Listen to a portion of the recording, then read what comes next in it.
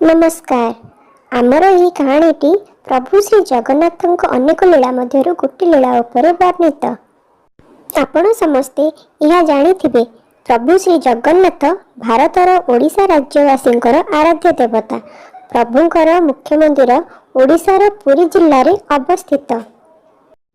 पुरी स्थित मंदिर दर्शन करने को गला बेले गोटे गाँ पड़े। ना हेउची मालती पाटपुर। पूर्वर से ग्रामर ना थिला पाटपुर, परे यह परिवर्तन करा जाय मालती पाटपुर करागला। एही नाम परिवर्तन पछरे एक सुंदर कहानीटी अछि। चलंतु सुनिबा। पाटपुर ग्राम रे गोटे गरीब परिवार रहुथिले। परिवार रे थिले स्वामी, स्त्री, सेमानकर गोटिए पुओ और गोटिए छोट झियो मालती। पर बिलरे मूल लागी पुरुष लोकटी जेतिकी कमाए चारि प्राणी कुटुंब बिना कौनसी अभियोग खुशी चली जाउथिले। हेले विधातार निष्ठुरता आगरे छाड़ मनीष बा कौन करि परिबो। दिने संध्यारे बिलरू काम सारी फेरिबा समय एक साप दंशन स्वामीर मृत्यु होईगला। बिचार स्त्री जनक बहुत भांगी पड़िला। पुओ को सेते बेलकु 5 वर्ष और झियो को मात्र 3 वर्ष।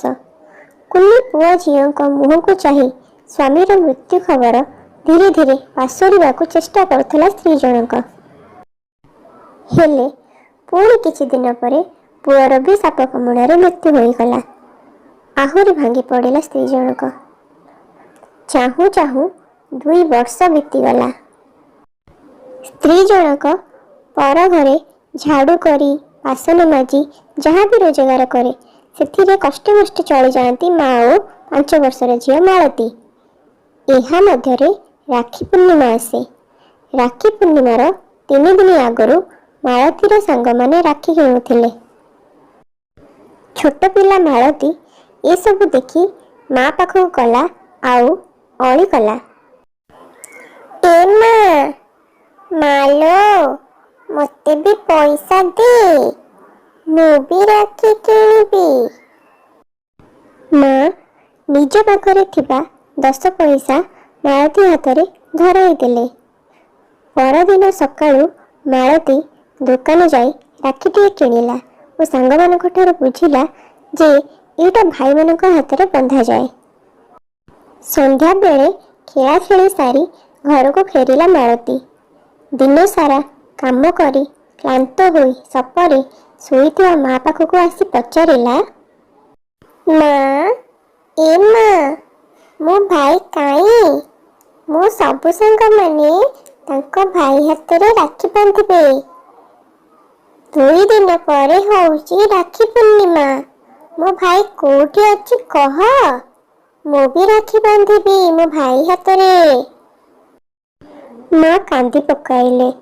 मालती को कोणे नहीं कहिले, तो भाईर ना हेउची जगा भाई आउ सी श्री मंदिर रे रहे, तू ता हाथरे राखी बांधिबो।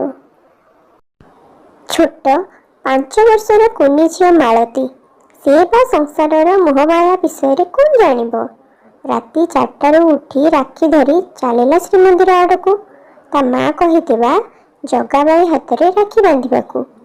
बाट सारा लोकों को रास्ता पचारि पचारि कुनी कुनी खाली पादरे जाई पहुँची गला गाँ ठारू 10 किलोमीटर दूर श्री मंदिर रे। मंदिरर सबु पंडा सेवायत जहाँ को देखिला पचारिला, मो जगा भाई को केही देखिछ कि? से श्री मंदिर रे रहे। किए बा कहीं जानिबो किए ता जगा भाई? समस्ते मना कले, ना आम जानिनु। मंदिरर सब पूजार्चना नीति सरिला परे पहड़ पड़ीगला। मालती सेमती खोजुଥାଏ ता जगा भाई को। 5 वर्षर पिलाटी दिन सारा न खाई न पी सेथिरे पुणी 10 किलोमीटर चाली चाली ता पाद फोटकामय हो जाइतिला। पहड़ पड़िबा परे थका मेंटाइबा पाई कांदी कांदी सोई पड़िला श्री मंदिरर सिंहद्वारर एक कोणरे।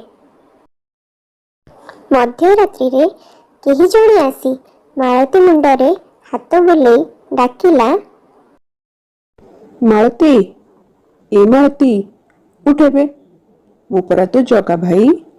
ଆସେ, ଶୀଘ୍ର ରାକ୍ଷୀ ବାନ୍ଧିକି ଘରକୁ ଯା। ତୋ ବୋଉ ତୋତେ ଦିନ ସାରା ଖୋଜୁଛି। ଦିନସାରାର କ୍ଳାନ୍ତି ସତେ ଯେମିତି କ୍ଷଣିକରେ ଉଭେଇଗଲା ମାଳତୀ ଦେହରୁ। ଖୁସିରେ ରାକ୍ଷୀ ବାନ୍ଧି ବାହାରିଗଲା ଘରକୁ। ଯାଉ ଯାଉ ପଛକୁ ଚାହିଁକି କହିଲା ତା ଜଗା ଭାଇକୁ, ଭାଇ ଭାଇ, ତୁ ବି ଚାଲ ମୋ ସାଙ୍ଗରେ, ମତେ ଡର ଲାଗିବ ଏକା। ମାଳତୀକୁ ଜଗା ଭାଇ କହିଲେ, ମୋର କାମ ଅଛି, ମୁଁ ପରେ ଯିବି। ତୁ ଏକା ଯା, ମୁଁ ତ ପଛେ ପଛେ ଯାଉଛି। ଯେତେବେଳେ ଡର ଲାଗିବ ତୁ ଖାଲି ପଦେ କହିବୁ, ଜଗା ଭାଇ ତୁ କୋଉଠି, ମତେ ଡର ଲାଗୁଛି। ଆଉ ମୁଁ ଆସି ପହଞ୍ଚିଯିବି ତୋ ପାଖରେ। ମାଳତୀ ଖୁସିରେ ଖୁସିରେ ଚାଲିଲା ଆଉ ଘରେ ପହଞ୍ଚିଗଲା। ମାଳତୀ ମାକୁ କହିଲା ଯେ ସେ ମନ୍ଦିର ଯାଇଥିଲା ଆଉ ତା ଜଗା ଭାଇ ହାତରେ ରାକ୍ଷୀ ବାନ୍ଧି ଆସିଲା। ମା ଭାବିଲେ ଛୋଟ ପିଲାଟା ଯାହା ମନକୁ ଆସୁଛି ଗପୁଛି। ପରଦିନ ଭୋରୁ ଅର୍ଥାତ୍ ରାକ୍ଷୀ ପୂର୍ଣ୍ଣିମା ଦିନ ଜଗତର ନାଥ ଜଗନ୍ନାଥଙ୍କ ପହଡ଼ ଫିଟାଗଲା। ସମସ୍ତେ ଆଶ୍ଚର୍ଯ୍ୟ ଆଚମ୍ବିତ। ରାକ୍ଷୀ ପୂର୍ଣ୍ଣିମା ନ ହେଉଣୁ ମହାପ୍ରଭୁଙ୍କ ହାତରେ ରାକ୍ଷୀ ବାନ୍ଧିଲା କିଏ? ଖବର ପହଞ୍ଚିଗଲା ଗଜପତି ମହାରାଜଙ୍କ ପାଖରେ। ସଙ୍ଗେ ସଙ୍ଗେ ଆସି ମନ୍ଦିରରେ ପହଞ୍ଚିଗଲେ ମହାରାଜ।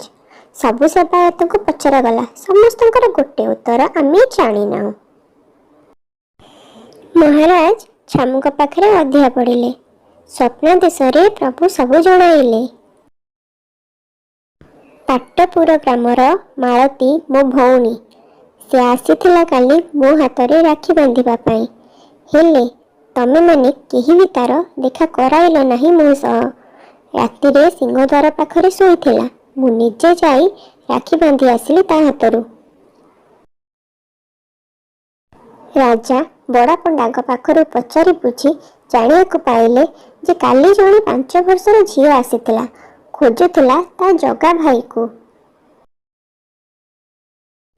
ସମସ୍ତ ପଣ୍ଡା ପଢ଼ିଆରୀଙ୍କୁ ଧରି ରାଜା ପହଞ୍ଚିଗଲେ ପାଟପୁର ଗ୍ରାମର ମାଳତୀ ଘରେ। ମାଳତୀର ମା ରାଜାଙ୍କୁ ଦେଖି ଆଶ୍ଚର୍ଯ୍ୟ, ଆଉ କୁନି ଝିଅ ମାଳତୀ ରାଜାଙ୍କୁ ଦେଖି ଭୟଭୀତ ହୋଇ ମାକୁ ଜାବୁଡ଼ି ଧରିଲା। ମାଳତୀର ମା ସଙ୍ଗେ ସଙ୍ଗେ ରାଜାଙ୍କ ପାଦ ତଳେ ପଡ଼ି କ୍ଷମା ମାଗିକି କହିଲେ, ଛାମୁ, ମୋ ଝିଅ କାଲି ମୋତେ ନ ଜଣାଇ ମନ୍ଦିର ଯାଇଥିଲା। ଛୋଟ ପିଲାଟା ସେ, ଯାହା ବି ଭୁଲ କରିଛି କ୍ଷମା କରନ୍ତୁ ପ୍ରଭୁ। ଯାହା ଦଣ୍ଡ ଦେବା କଥା ମୋତେ ଦିଅନ୍ତୁ, ହେଲେ ତାକୁ କ୍ଷମା କରନ୍ତୁ ପ୍ରଭୁ। ମହାରାଜଙ୍କ ସମେତ ସମସ୍ତ ପଣ୍ଡା ପଢ଼ିଆରୀ ମାଳତୀର ପାଦ ତଳେ ପଡ଼ିଗଲେ। ମାଲୋ, ଆମକୁ କ୍ଷମା କରିଦେ ମା, ଆମେ ତୋତେ ଚିହ୍ନି ପାରିଲୁ ନାହିଁ। ସ୍ୱୟଂ ବିଶ୍ୱକର୍ତ୍ତା ତୋ ପାଇଁ ରତ୍ନ ସିଂହାସନ ଛାଡ଼ି ପଳାଇ ଆସିଲେ ବାହାରକୁ। ହେଲେ ଆମେ ଅଧମ ତୋତେ ମନ୍ଦିର ଭିତରକୁ ଛାଡ଼ିଲୁ ନାହିଁ। ମାଲୋ, ତୁ ଆମ କୋଟି ଓଡ଼ିଆଙ୍କ ମଉଡ଼ମଣିର ଭଉଣୀ। ଆମେ ତ ଦାସ, ଆମକୁ କ'ଣ କ୍ଷମା ଦବୁ ନାହିଁ? ମାଳତୀ ଠାରୁ କ୍ଷମା ପ୍ରାର୍ଥନା ମାଗି ସମସ୍ତେ ଫେରିଗଲେ ଶ୍ରୀମନ୍ଦିରକୁ। ଆଉ ସେଦିନ ଠାରୁ ମହାରାଜ ପାଟପୁରର ନାମ ପରିବର୍ତ୍ତନ କରି ମାଳତୀ ପାଟପୁର ରଖିଲେ।